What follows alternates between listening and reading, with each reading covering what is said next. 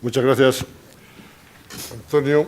Lo primero que tengo que decir es que no soy catedrático de la Universidad de Salamanca, soy uno de los catedráticos y normalmente estas actividades de la ECLAP las asumía Ricardo Rivero, pero en su condición de rector de la Universidad de Salamanca no puede atender la gestión universitaria, que bastante tiene con atender la contratación pública de la Universidad de Salamanca y al mismo tiempo estas jornadas. Bueno, después de cientos de charlas y de decenas de libros y de miles de PowerPoint, yo creo que ya vamos teniendo algo claro sobre la ley de contratos del sector público. Lo primero que tenemos claro es que no sabemos qué quiso hacer el legislador con los contratos menores, salvo extinguirlos, que sabemos lo que quería vender ante Europa, ¿no?, que va a luchar contra la corrupción, que va a montar un inmenso tinglado organizativo para luchar contra la corrupción, que va a dar más transparencia a la contratación pública,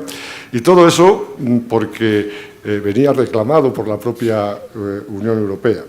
Se me ha asignado hablar de preparación, adjudicación, nuevos procedimientos y luego de un tema que de momento no corre prisa, que es la Asociación para la Innovación. Digo que algo diré si dispongo de tiempo, pero de momento ese tema no corre prisa. Primero, porque hace falta desarrollo reglamentario, está previsto en la ley, ya veremos cuándo. Y segundo, porque la experiencia comparada nos dice que Francia tardó 2 años desde la modificación de su Código de los Mercados Públicos para desarrollar esa figura. Ahora ya tiene contratos de Asociación para la Innovación. Italia tardó aproximadamente 3 años y medio en conocer el primer contrato de verdadera Asociación para la Innovación. Figuras parecidas, sí. Pero bueno, vamos entonces, para no gastar más tiempo, a entrar ya en la preparación del contrato. En nuestro derecho tradicional, la preparación del contrato era tramitar el expediente de contratación, ¿no?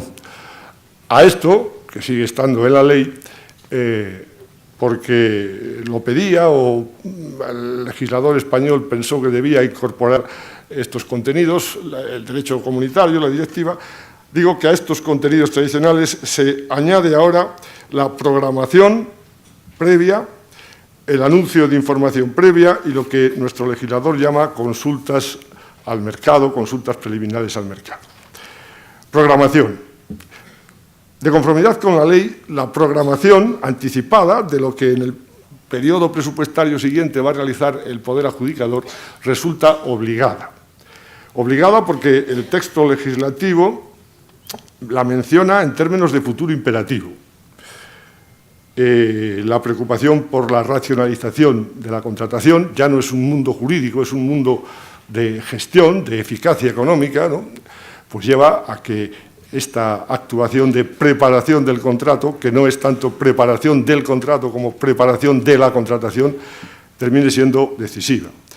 Los que han escrito ya sobre esto dicen que la programación es, en primer lugar, una previsión cronológica, ¿no?, que hay que comenzar a prever cuándo tengo que tener tramitado un expediente para que la licitación pueda producirse en plazo, para que la ejecución pueda comenzar antes, por ejemplo, de que haya que conceder prórrogas al anterior contratista. Bueno, entonces, en primer lugar, una previsión temporal anticipada hacia atrás, pero también es una previsión con una importante conexión presupuestaria, ¿no? No creo entonces que esto pueda hacerse sin más por los órganos responsables de la contratación, por los órganos de contratación, sino que, en fin, es un modo distinto de tramitar los expedientes contractuales que implica una conexión de oficinas de responsables de distintas vertientes de los poderes adjudicadores. Previsión temporal, previsión presupuestaria, previsión sobre todo eso, que no haya que prorrogar contratos, sino que cuando termina una prestación esté ya en condiciones para comenzar la prestación siguiente. Digo que la programación resulta obligada legalmente. El texto de la ley dice después que además de esta obligación, podrán publicarse anuncios previos, ¿no?, que recojan los sucesivos contratos que se van a producir en ese periodo presupuestario. Ahora, el artículo 134 parece hacer simplemente potestativa esta, entre comillas, obligación, porque no utiliza un futuro imperativo, sino ese verbo de podrán. La verdad es que en el artículo 134, que es el que menciona esta cosa de los anuncios previos, se refiere exclusivamente a los contratos nominados típicos. No aparecen allí, entonces, los contratos de concesión de obra y los contratos de concesión de servicios, al menos directamente, ¿no? Sin embargo, la remisión que contiene una de las muchas remisiones internas confusas de la ley se remite al 164 de la ley, que ahora sí menciona las concesiones de obra y servicio. Veamos cuál es el régimen de estos anuncios previos.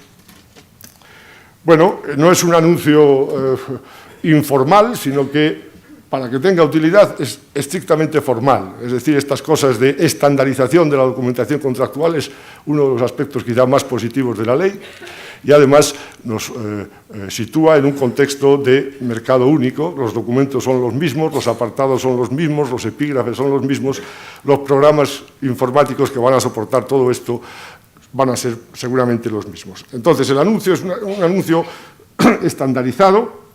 El régimen de publicidad es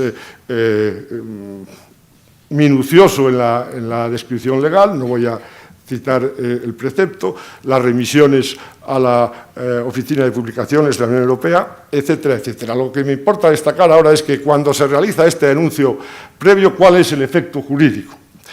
Pues el efecto jurídico parece ser el que recoge el apartado 7 de ese artículo 134 y entonces podrá permitir reducir los plazos para la presentación de proposiciones en los procedimientos abiertos y restringidos. En la directiva, este anuncio cumplía otro papel más importante porque permitía suplir el anuncio de licitación directamente. El anuncio de información previa, directamente en ciertos supuestos que ahora voy a mencionar, permitía suprimir ya el anuncio de licitación y pasar a la adjudicación, con ciertos requisitos, naturalmente. Entonces era un anuncio de información previa que realmente funcionaba como anuncio de licitación. Lo que dice la directiva es que esa posibilidad existía respecto de poderes adjudicadores subestatales, en nuestro caso serían comunidades autónomas, municipios y provincias, ¿no? Y siempre que se tratase de procedimientos restringidos y de licitación con negociación. En este supuesto, además, el poder adjudicador, cuando se sustituía el anuncio de licitación, estaba obligado a comunicar a todos los que hubieran manifestado su interés respecto de ese anuncio, estaba obligado a comunicar las circunstancias en las cuales pueden presentar directamente proposiciones. En fin, es un mecanismo para incorporar todo esto al derecho español. No se ha realizado, no hay tal cosa en el derecho español y lo único que el derecho español ha recogido, artículo 135.5, es que si se ha publicado el anuncio de información pueden, con relación a ciertos contratos, restringirse, acortarse los plazos de licitación, siempre y cuando se trate, disposición adicional 36ª, de los servicios especiales mencionados en el apéndice, en el anexo 4, nada más, una oportunidad perdida. Programación, anuncios de información previa, consultas preliminares. En la directiva este mecanismo estaba ya estudiado, ensayado, algunos poderes adjudicadores de otros estados lo venían realizando, y se trata de preparar el contrato y al mismo tiempo de informar a los operadores económicos otra vez de las intenciones, ¿no?, de por dónde van las cosas respecto de los futuros anuncios de licitación. El artículo 155 recoge hoy esos considerandos de las directivas de la forma que puede, ¿no? Y además incluye un medio en el cual la directiva no pensaba, que son los estudios de mercado. Los estudios de mercado es un medio más unidireccional, no se cuenta con los operadores, no hay consultas, sino que se encarga a un consulting la realización de ese estudio de mercado. Una técnica más bien de derecho privado, de los mercados, ¿no?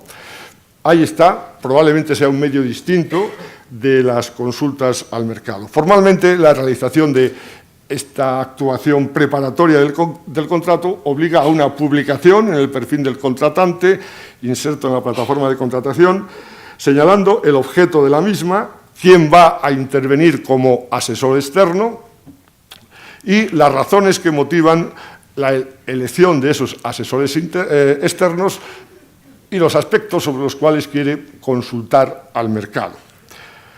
Realizadas esas consultas, que si han tenido ocasión de ver, bueno, pues alguna se está realizando ya, por ejemplo, algún poder adjudicador en materia de cómo adjudicar un contrato de servicio de limpieza de locales, dice, bueno, dígame el mercado si le interesa que lo establezca por lotes así establecidos o hago los lotes de otra forma, a ver qué me dicen los operadores, de esto ya hay, ¿no? Entonces, publicación en primer lugar y, en segundo lugar, informe.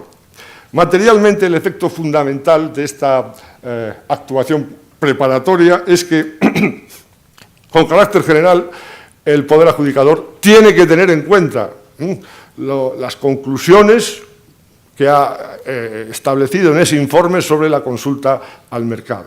Tiene que tener en cuenta para conformar el mercado, para conformar el contrato, los pliegos, o para decir por qué eso que el mercado le ha dicho no me convence, voy a hacerlo de esta forma.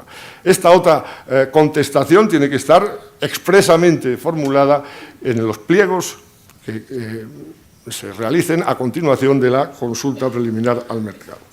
Esto es aproximadamente lo que dice el artículo 115.3, donde señala que deberá dejarse constancia de los motivos por los cuales no se acoge la solución, las soluciones, el viento, el aire, ¿no?, que rezuma esa consulta preliminar. Y luego ya, estos son los mecanismos previos no contemplados en nuestro derecho tradicional, y luego ya la preparación del contrato pues conlleva los principios, las consecuencias de los principios de nuestra contratación desde la Ley de Hacienda Pública de 1911, es decir, carácter formal de la contratación y necesidad de expediente previo. Omito aquí la referencia a los contratos menores porque probablemente lo más excepcional de eso es el tratamiento que la ley hace a los contratos menores, pero imagino que esto ya lo estará tratado por otros ponentes o ya tendrán una idea de lo que el legislador quiso hacer, además de distinguir los contratos menores. El artículo 116 señala otra vez en nuestro derecho, se necesita expediente administrativo previo. Se prohíbe la contratación verbal de la Administración, es nula del pleno derecho, salvo en situaciones de emergencia. ¿Cómo se diferencia esto de un tradicional contrato menor de los nuestros? Ha sido un tema difícil de entrever, porque, como ustedes saben, muchos de nuestros contratos menores, especialmente a partir de 1995, consistían simplemente en pagar una factura. Había contratación verbal, nadie quiso verlo o nadie quiso, ni siquiera los órganos de fiscalización, porque las facturas había que pagarlas, ¿no? La prestación estaba realizada. El legislador quiere ahora entonces que en ese expediente previo aparezcan necesariamente algunas menciones y sujeta ese expediente a ciertos requisitos formales. Materialmente, en primer lugar, en el expediente, en su conjunto, singularmente en la documentación inicial del acuerdo de incoación del expediente o posteriormente en los pliegos, debe constar como requisito esencial que cumplimos habitualmente los poderes adjudicadores, la expresión de la causa del contrato. Y ahora, casi repitiendo textos anteriores, la Ley de Contratos insiste al mencionar la doctrina general, la teoría general de los contratos públicos en la causalización completa de la contratación pública. Causalización completa quiere decir que debe expresarse la necesidad a cumplir, que debe justificarse porque esa necesidad forma parte de los fines legalmente atribuidos a esa administración, a ese poder adjudicador, que por qué esa necesidad debe atenderse, por ejemplo, en el contrato de servicios, sin recurrir a medios propios. Hay que justificar la insuficiencia de los medios propios. Hay que justificar igualmente que se elige ese objeto contractual para satisfacer esa necesidad, que a ese objeto se dan estas prestaciones concretas requeridas al mercado y que esas prestaciones son, en efecto, proporcionales para dar cumplimiento a la necesidad. Aproximadamente con todos estos requisitos que la ley menciona en distintos preceptos, en la parte general, resulta entonces, creo yo, que la doctrina del contrato común, ¿no? la doctrina civilística de que la causa se presupone, y se presupone su legalidad, no es íntegramente aplicable a la contratación pública. Un expediente contractual donde no aparezca alguna de estas condiciones es un expediente que da lugar a un contrato nulo por falta de causa, directamente, ¿no? Ya sé que el Código Civil dice lo que dice respecto de los contratos privados. La causa se presume y además se presume su licitud. Pero, insisto, en la expediente contractual al menos deben constar materialmente esas cosas que le digo con relación a la causa, el objeto, las prestaciones, etcétera, etcétera. Formalmente dice la ley que se incorporarán al expediente, aquí la ley es continuista, ¿no? En parte continuista, los documentos que ya sabemos. Naturalmente, el pliego de cláusulas administrativas, certificado de existencia de crédito, fiscalización previa de la intervención, informe de la asesoría jurídica, en fin, lo que era formalmente nuestro tradicional expediente de contratación. Y luego el artículo 116 añade, pero sin señalar en qué parte concreta del expediente, ¿no?, otro contenido que formalmente tiene que estar recogido y que seguramente terminará siendo incluido en algún apartado de los pliegos. La elección del procedimiento de licitación, la clasificación que se exija a los participantes, los criterios de solvencia que se van a exigir, los criterios de adjudicación del contrato, condiciones especiales de ejecución, de todo esto diremos algo lo que podamos, más, y esto es importante, el valor estimado del contrato y la especificación del criterio, los criterios seguidos para establecerlo, ambas dos cosas.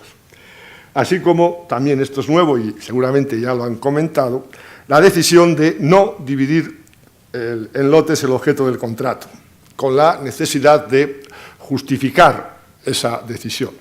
Voy a hacer un apartado sobre esta última cuestión que me parece quizá la más relevante en este momento del expediente, una de las más relevantes, no especialmente significativa.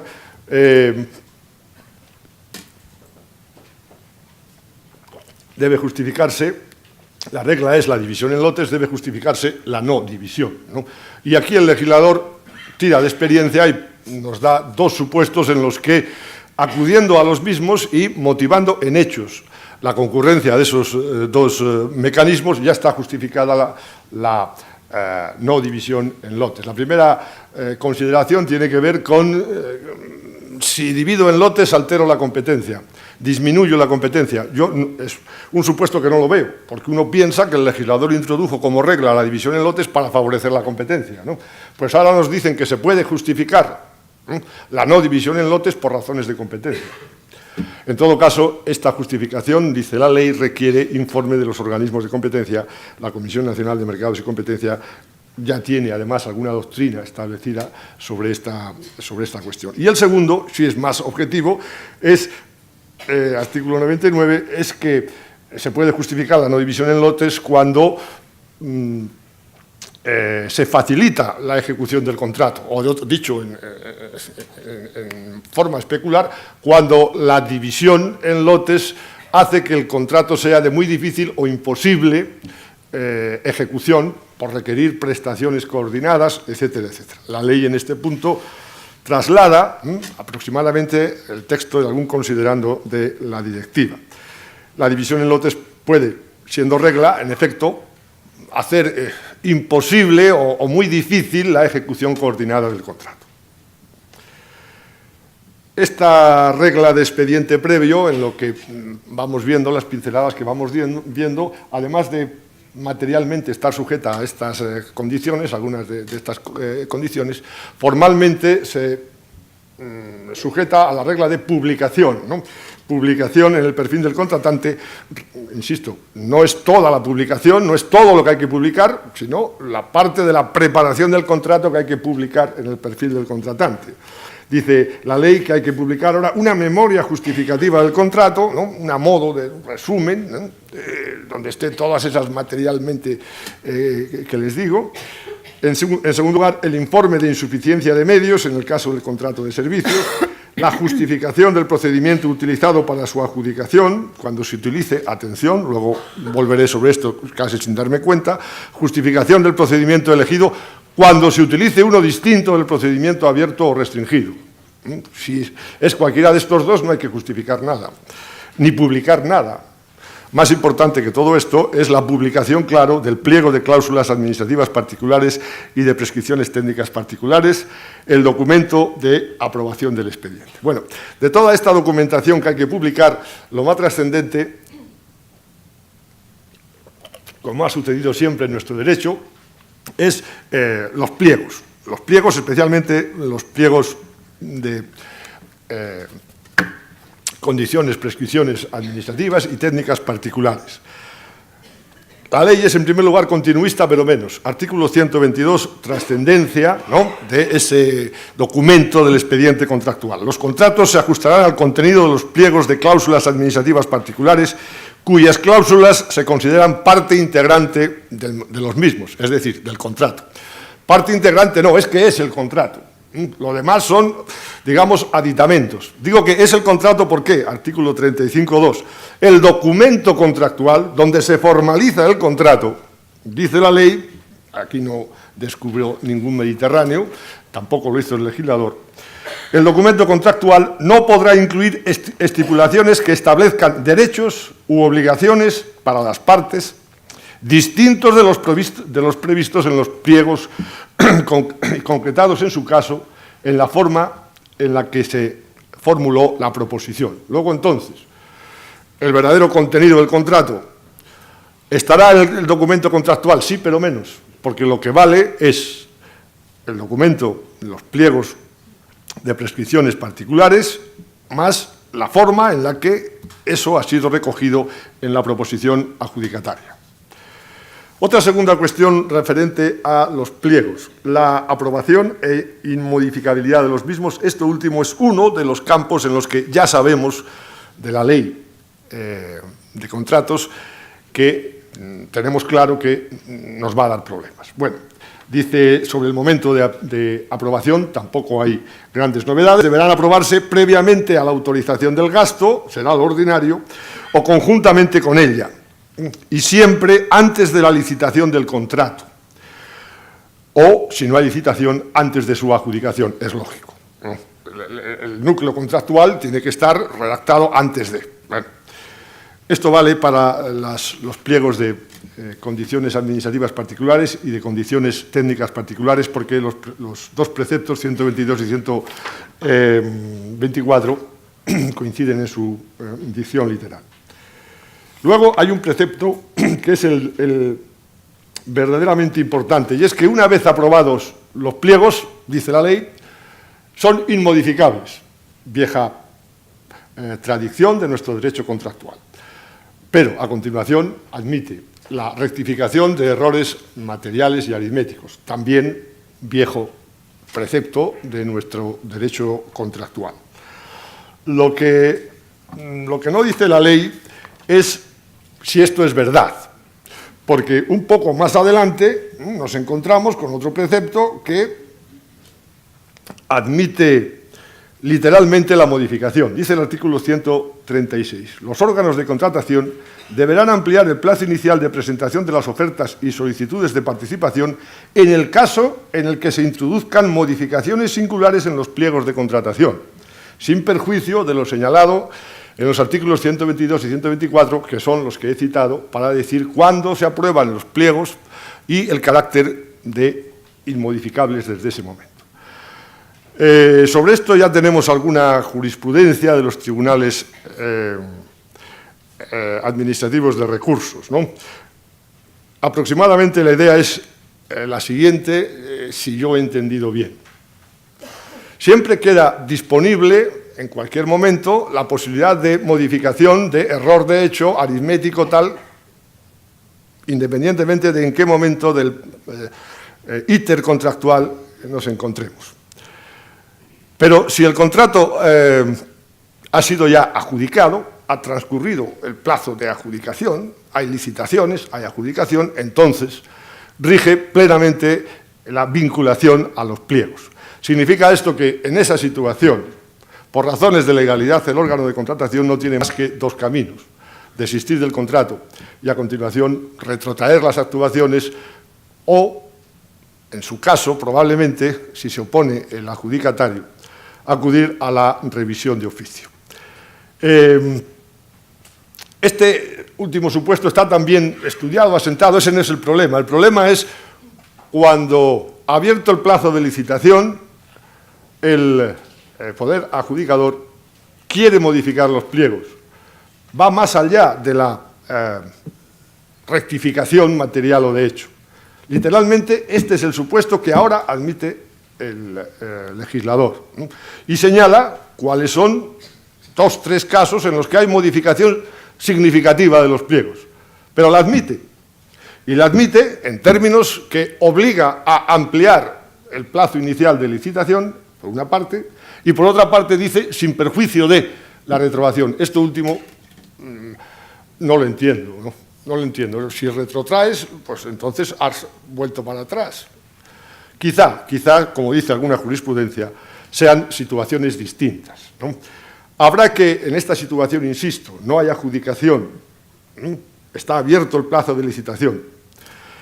En esta situación, quizá una vía que se establezca como interpretación posible es la de que hay que estar al supuesto de hecho. Cuando digo que hay que estar al supuesto de hecho es si está abierto el plazo de licitación y hay una oferta ya presentada, esa situación es distinta a la de si no hay ninguna oferta. Si no hay ninguna oferta, entonces puede acudirse a esta posibilidad de modificación significativa, distinta de la simple rectificación de errores, modificar el pliego, ampliar el plazo. A condición de que el pliego, lo que tratamos de rectificar del pliego, no sea una condición de validez, porque entonces lo obligatorio es la retroacción. Bueno, es una vía por la cual están circulando algunas resoluciones de los tribunales administrativos de recursos al amparo de la vieja legislación, no al amparo de esta ley. Esto nos va a dar problemas. Nos va a dar problemas porque no debe olvidarse que el licitador que ha presentado oferta no puede impugnar los pliegos. No puede impugnar los pliegos ante el Tribunal de Recursos Administrativos. No puede impugnar los pliegos, también es una cuestión un poco confusa. No quiere decir que no esté legitimado, es que el recurso es inadmisible. Por aquello de que los pliegos son la ley de la contratación.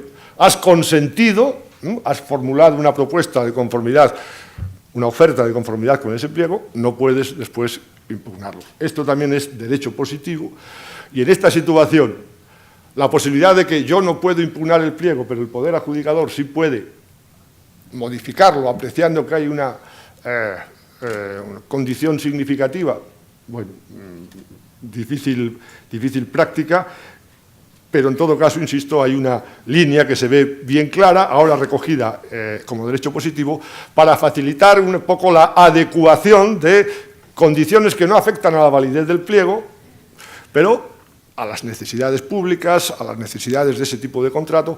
La consecuencia es que cuando se produzca una de estas modificaciones significativas, hay que ampliar el plazo inicialmente concedido.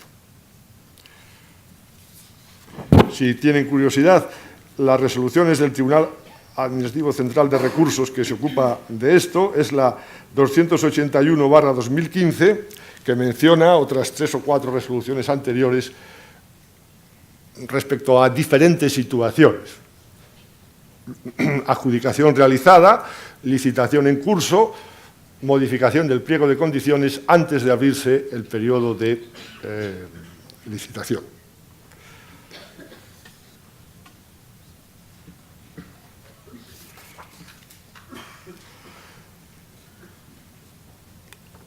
La ley, claro, no podía ser menos, regula detalladamente el contenido de los pliegos. Contenido que puedes, muy rápidamente, porque esto es derecho positivo, contenido obligatorio, contenido dispositivo, este último muy importante. Como contenido obligatorio se incluirán los criterios de solvencia, adjudicación, las condiciones especiales de ejecución, la previsión de la cesión del contrato. Y ahora viene un asunto igualmente problemático. Es contenido obligatorio de los pliegos también la obligación del adjudicatario de cumplir las condiciones salariales de los trabajadores conforme al convenio colectivo. Esto, qué bien que el legislador se preocupa de los trabajadores, pero añade, conforme al convenio colectivo sectorial de aplicación y las demás menciones recogidas en la ley. Voy a detenerme, aunque pensaba dejarlo para después. El Estatuto de los Trabajadores, artículo 84.2, decía y dice, porque nadie se atrevió a decir que estaba derogado, que tendrán preferencia aplicativa en una serie de materias, entre otras, en materia salarial, los convenios colectivos de empresa. Pero noten ahora esta cuestión que es muy relevante, nos va a dar mucha guerra en el futuro. El legislador obliga a establecer en los pliegos la sujeción a un convenio que, de conformidad con el Estatuto de los Trabajadores, no es aplicable. Cuando haya convenio de empresa. Luego esto tiene trascendencia también porque se valora como una de las condiciones que pueden excluir una oferta como incursa en presunción de baja temeraria, ¿no?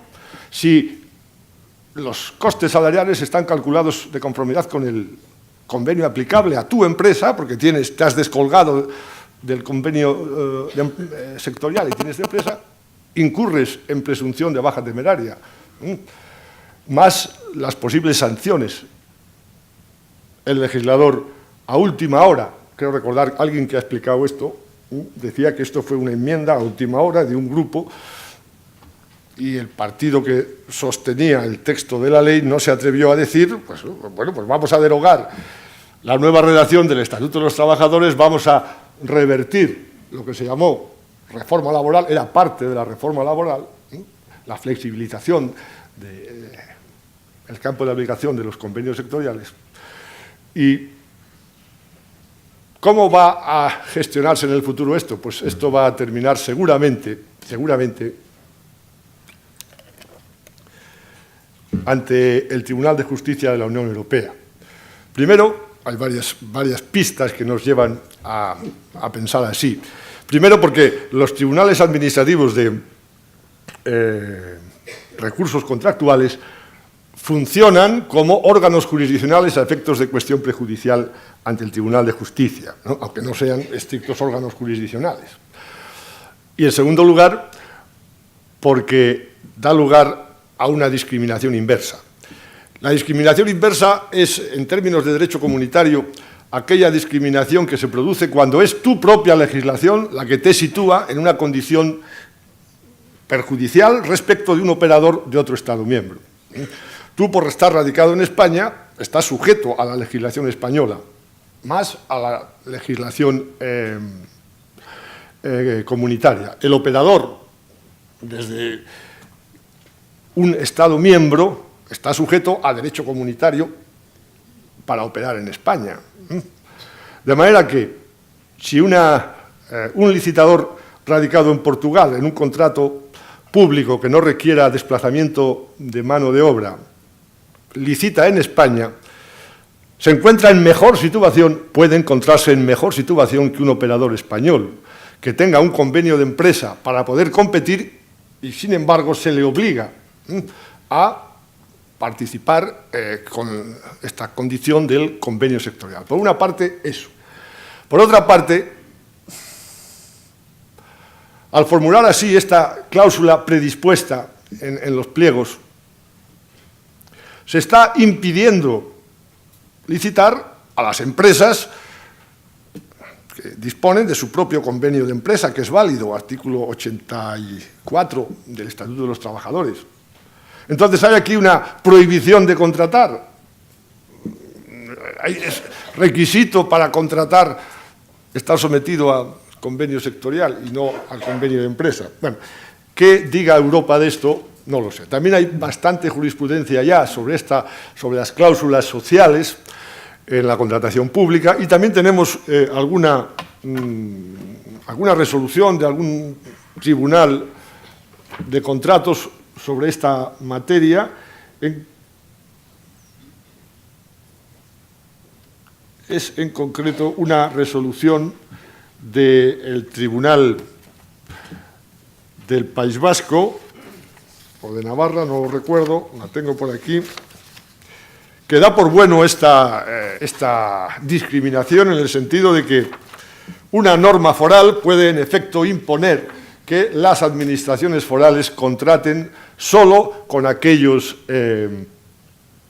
operadores sometidos a convenios laborales de sector. Es decir, que puede, dijo el tribunal de, no sé si es Navarra o País Vasco, en efecto esta discriminación era admisible. Se negó además a plantear la cuestión al Tribunal de Justicia. Veremos en qué para esto. En todo caso, el pliego que no incluya esta condición es un pliego ilegal, porque la ley dice lo que dice. Igualmente, es contenido obligatorio el método del cálculo aplicado para calcular el valor estimado. Igualmente, saben ya que el pliego debe incluir al menos una de las condiciones especiales de ejecución que menciona el artículo 202. Ese es el contenido de la contratación estratégica: medio ambiente, reducción de emisiones, utilización de energías limpias, y luego alguna cosa que me ha llamado la atención y por eso se lo comento, ¿no? Una de las condiciones obligatorias de ejecución, pues, es esta: el impulso de la entrega de productos a granel. Entiendo lo que quiere decir, es decir, vamos a ahorrar embalajes, envoltorios, pero cuando uno ve esto en el texto de la ley de contratos piensa más bien en toneladas de trigo, ¿no? Bueno.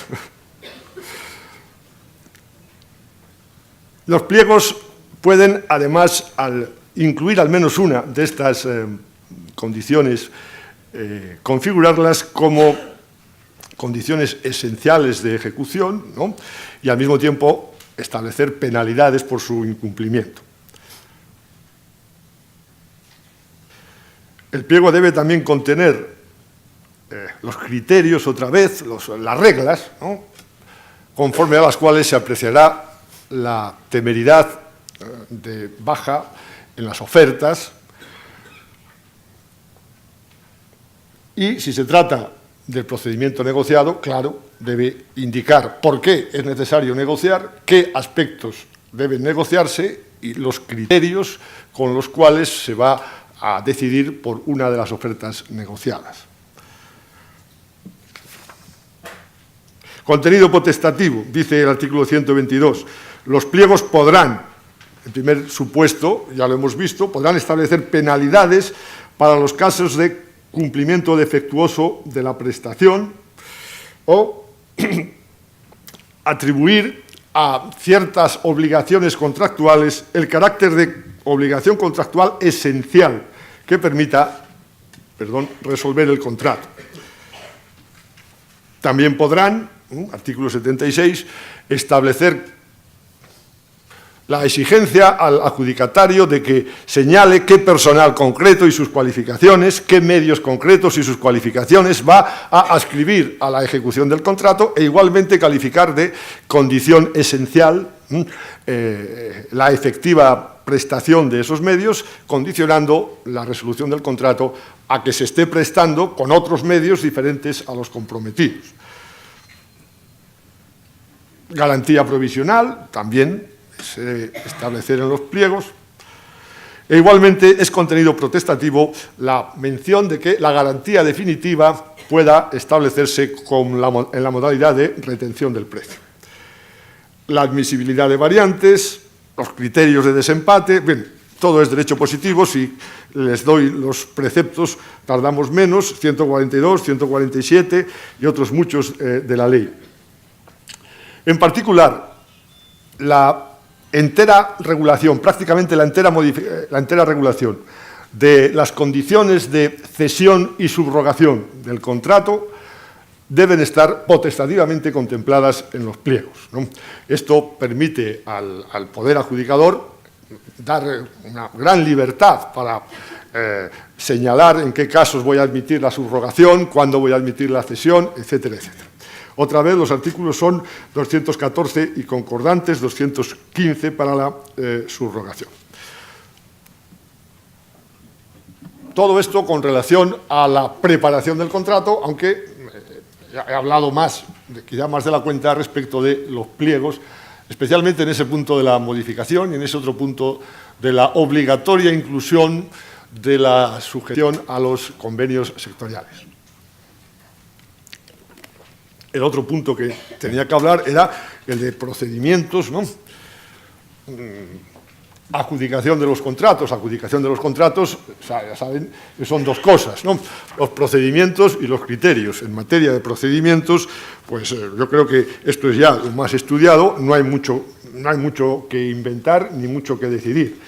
Primero, la regla es que los contratos se adjudican en un procedimiento que tiene que ser el abierto o el restringido, salvo los contratos del apéndice cuarto que necesariamente, anexo cuarto, necesariamente han de adjudicarse por el restringido. Sobre esta regla general, la elección de cualquier otro medio necesita justificación expresa. ¿Cuáles son esos otros procedimientos? Bueno, los procedimientos que ya estaban previstos en nuestro derecho, los negociados, ¿no? Sabiendo, como ya saben, que esto del negociado, Europa no se lo creyó. Usted negocia el 80% de los contratos. Esto lo ha dicho muy bien Chema Jimeno Feliu. Usted tiene unos negociadores de contratos extraordinarios. Me ha pasado aquí el 90%. Envíemelos que vamos a intercambiar, ni uno fue. Claro, no había negociados y todos, gran parte de los procedimientos contractuales eran negociados. Entonces, desaparece la posibilidad de negociados por cantidad, se restringe bastante la posibilidad de negociación y al mismo tiempo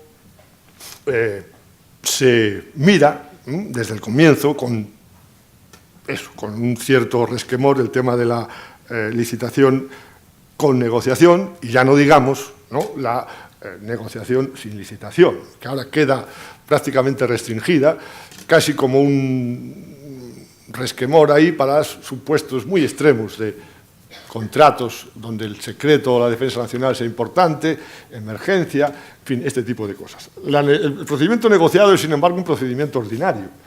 ¿Requiere justificación expresa? Sí, pero es un procedimiento ordinario. Hay contratos en los que, si usted define bien el objeto, las prestaciones, las características, pues necesariamente tienen que ser negociados. Y si además contratación estratégica introduce todo este otro mantra de la innovación, ¿no?, pues entonces hay que negociar, a ver quién va a innovar, cómo va a innovar, etcétera, etcétera. Eso hay que hacerlo en un procedimiento negociado. Lo importante es que los procedimientos ordinarios no admiten negociación. La idea, entonces, no es que los negociados haya que restringirlos, sino al revés. Es que los procedimientos ordinarios no admiten negociación. La diferencia es que los procedimientos negociados obligan, entonces, a partir el procedimiento de adjudicación en dos momentos y hay que diferenciar la oferta inicial de la oferta final inmodificable. La oferta inicial, la proposición es una cosa, la oferta para empezar a... Esto hay que hacerlo bien en los pliegos, está perfectamente definido en la ley. Saben ustedes también, porque ya llevamos 6 meses con la ley de contratos, aunque 2 meses de vigencia, que el procedimiento abierto no es uno, son 3. Y uno de ellos, no sé cómo llamarlo, procedimiento abierto supersimplificado, pues es el procedimiento estrella, ¿no?, procedimiento que el legislador, porque venía reclamándoselo la academia, ¿no?, aquí era la academia la que lo pedía, al contrato menor, es el contrato estrella, en fin, por la forma en la que está legalmente dibujado, ¿no? No hace falta acreditar la solvencia, no hace falta garantía provisional, no hace falta garantía definitiva, el documento de formalización se sustituye con la aceptación de la propuesta de adjudicación. Bueno, entonces, ¿cuál es su obstáculo? Bueno, el obstáculo es que está previsto para, también lo decía Chema Jimeno Feliu, ¿no?, para la otra ley, porque esta ley son dos leyes. Es una ley de administración electrónica contractual y la ley convencional. Entonces, ese mecanismo contractual, procedimiento abreviado súper simplificado, que puede ser útil, lo será, requiere un aparataje informático y requiere, como todos los procedimientos abreviados, además que todos los participantes estén, si tengo que terminar ya, todos los participantes estén inscritos. Saben también que el tiempo pasa, ¿no? El legislador en este punto ha sido un poco desconfiado y dice, bueno, vamos a dejar esto hasta septiembre, ¿no? Pero septiembre está a la vuelta del verano. Y hasta donde yo sé, los operadores de las pymes no han mostrado excesivo interés en formarse en estas cosas, o puede ser también, la formación se la están ofreciendo consulting, empresas de informática, que también de esto saben quizá más que nosotros los juristas únicamente. Bueno, entonces, no sé si tenía alguna cosa especial que quisiera decir sobre los procedimientos. Sí, los criterios, esto es con mucho lo más difícil de la ley. Aunque no digamos nada sobre la Asociación para la Innovación, no importa, por lo que ya dije antes, permítame que me detenga un poco, porque adjudicación son procedimientos y criterios. Los criterios es, digo, con mucho lo más difícil de la ley. Tengo aquí algunas notas de un seminario que hicimos en la facultad y lo que saqué en claro es lo siguiente. En primer lugar, es ya claro que la jurisprudencia de 2001 del Consejo de Estado francés, del propio Tribunal de Justicia de la Unión Europea, conforme a la cual, tratándose de contratos públicos, el único criterio a aplicar era el de la eficiencia económica. Eso ya no, contratación estratégica, cambió, vale. Entonces, regla general, como regla, pluralidad de criterios. Bueno, esa regla general la decimos así, pero es mentira, ¿no? Es mentira, en segundo lugar, porque cabe, y son hasta 6 las menciones que contiene expresamente la ley, cabe el criterio del precio como criterio único. Hasta en 6 veces se menciona esta posibilidad. Vean, si no, el artículo 150, 145.3, 149, 146, segunda regla, entonces, también cabe como criterio único el precio. En tercer lugar, necesariamente hay que acudir a una pluralidad de criterios, ahora no vale el precio, en todos aquellos contratos que señala la propia ley 145.3. Destaco, porque me parece importante, que una de esas menciones son las concesiones de obra y servicio. Y luego, una última regla, se prohíbe expresamente la utilización del precio único como criterio en 2 clases de contratos. Los de seguridad privada, no sé por qué, pero ahí está expresamente, sería alguna enmienda de última hora, ¿no? Y por otra parte, los contratos de servicios intensivos en manos de obra. El resto de las reglas muy prolijas sobre los criterios hay que leerlas en la siguiente clave. Vamos a distinguir entre formulación, cómo legalmente deben formularse los criterios de aplicación, los criterios de adjudicación, y en segundo lugar, aplicación. Hay reglas en ese inmenso precepto de la ley. La formulación pues obliga a diferenciar por una parte criterios económicos, por otra parte criterios cualitativos. Los criterios cualitativos son estos que tienen que ver con la contratación social, la contratación innovación, la contratación medioambiental. Eso es los cualitativos. Lo económico es bien el precio, bien un coste, bien una relación coste-precio, ¿no? Coste-calidad, que puede calcularse por diversos mecanismos. El legislador quiso expandirse ahí, desarrollándonos lo del ciclo del producto, el ciclo completo, el producto del producto o servicio, etcétera, etcétera. Bueno, le dio por soltar literatura. Me importa destacar un criterio mencionado expresamente y con normas expresas de aplicación, que es el de las mejoras. Son admisibles como criterio.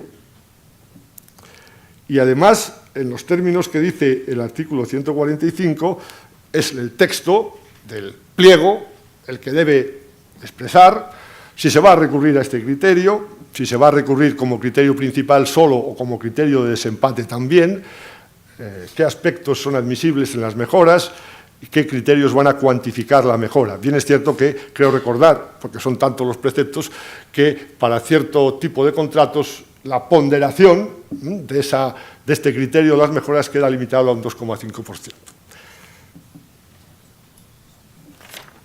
Y bueno, yo creo que ya he pasado los 10 minutos. De la Asociación para la Innovación, solamente decirles una cosa, aunque luego quizás hablemos. No confundir esta Asociación para la Innovación, que está en la ley y en la directiva, con la Asociación Europea para la Innovación, que es otra cosa, una institución que opera en otro ámbito, desarrollo rural, ¿no? Agricultura, completamente diferente, pero que se llaman igual, en español y en francés. Muchas gracias.